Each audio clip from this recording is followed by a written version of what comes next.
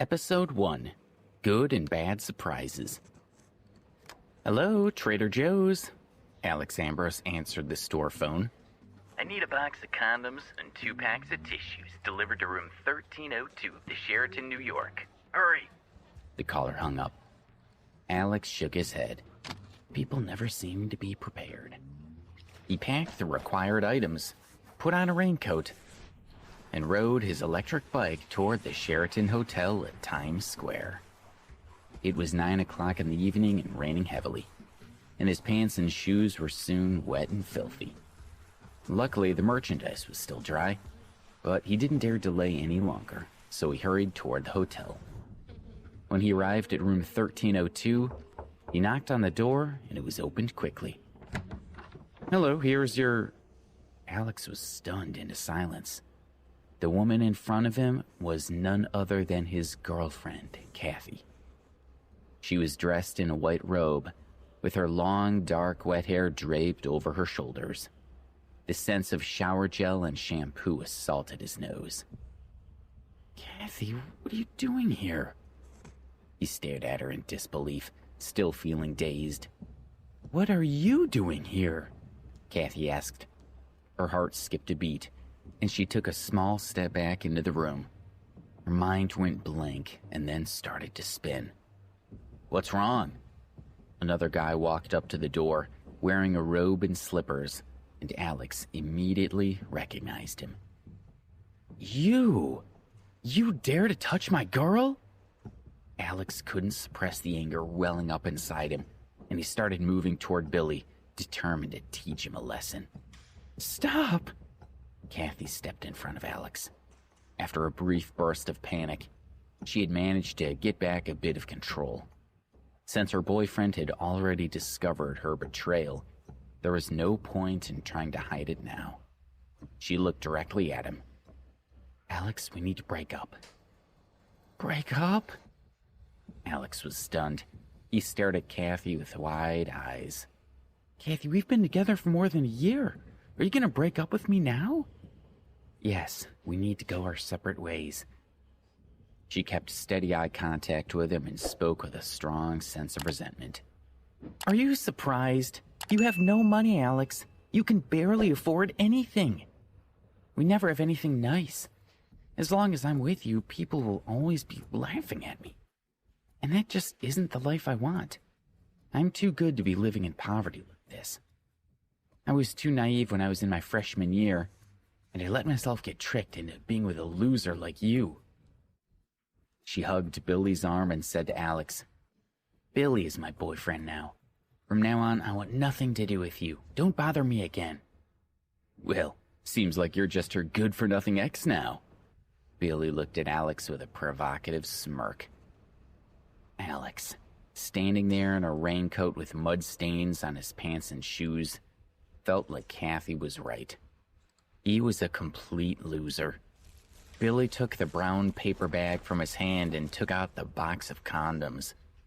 He waved it at Alex and laughed as he said, I'm staying in a nice hotel, having my girlfriend's ex bring me condoms, and you're single. It sure was good of you to help me out. Why are you still here? Kathy scolded Alex. Nah, it's good that he didn't piss off. Maybe you want to see me beat him down, huh, Kathy? Gotta give a lady what she wants, Billy sneered. Alex felt utterly defeated. He slowly turned around and walked out of the room. Bro, you're not even taking the money? Nice. I get a girlfriend and a gift. Billy felt great watching Alex slumped, dejected posture as he closed the door behind him. When Alex left the hotel, it was raining even harder than before. He took off his raincoat, allowing the cool rain to drench his entire body and help clear his head. Kathy had discarded him because she believed he had no money. Losing such a materialistic woman should be something to rejoice over. So why should he be sad? Bzz, bzz. His phone vibrated in his pocket. Alex took it out and glanced at it. But when he saw the number, he stopped walking. His entire body was shaking as he read the text. After a review, the Ambrose family has decided that their son Alexander has met the conditions required for entitlement to his inheritance. From today onward, control of his property will be returned to him. The bean-sized raindrops plopped onto the screen, causing the text message to gradually become blurry. Alex's mind began to spin.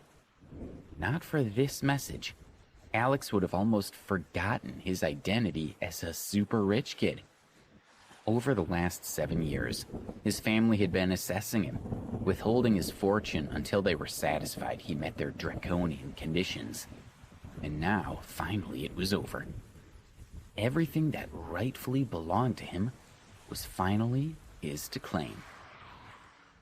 Alex woke up early the next morning and drove to the city.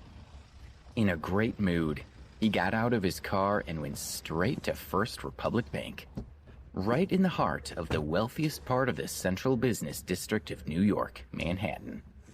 An assortment of luxury cars were parked around the bank. The people walking in and out of the surrounding plaza were all rich. It was obvious from their clothing and demeanor. Alex strode to the door of the bank and pushed it open. Ouch! The main door could be opened both inward and outward, and Alex had been a bit careless when he pushed it open from the outside. As a result, the door had bumped into a long-haired young woman who had been heading out of the building. He quickly apologized. "Sorry, I didn't see you." "What do you mean you didn't see me? What, am I invisible?" She held a hand to her forehead and glared at him. The bank's assistant manager, Karen Matthews, had noticed the incident and hurried over. She checked on the woman first and then looked at Alex in disapproval. When her gaze swept over him, a trace of suspicion appeared on her face. First Republic Bank was different from most banks, as the clientele were almost exclusively high-end business people. Karen knew the young woman was there with her father, but she didn't know why Alex was there. Judging from his appearance and age, he wasn't their usual type of customer. "Sir, can I be of assistance?" she asked with a polite but forced smile.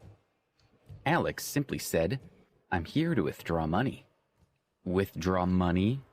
the sullen woman asked, sneering at him. "Do you have a card?" Karen asked, continuing to smile politely. Getting an exclusive First Republic Bank card was not easy. $1 million of savings was the minimum requirement to qualify. Karen felt certain that the man in front of her couldn't have much experience with the bank and wouldn't know their rules. Perhaps he had thought that other banks' cards could also be used here.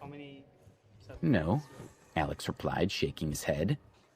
The woman he had accidentally hit with the door couldn't help but giggle when she heard his honest reply. He wasn't worth any more of her attention.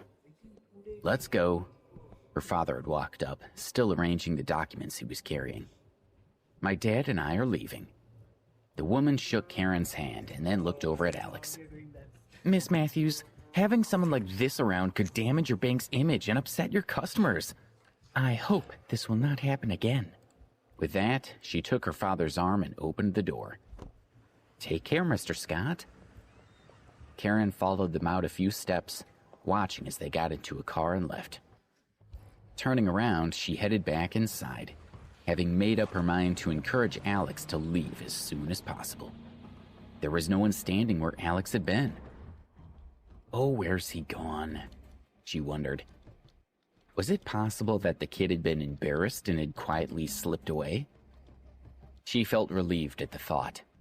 Then, just as she was about to go back to work, she caught a glimpse of someone out of the corner of her eye.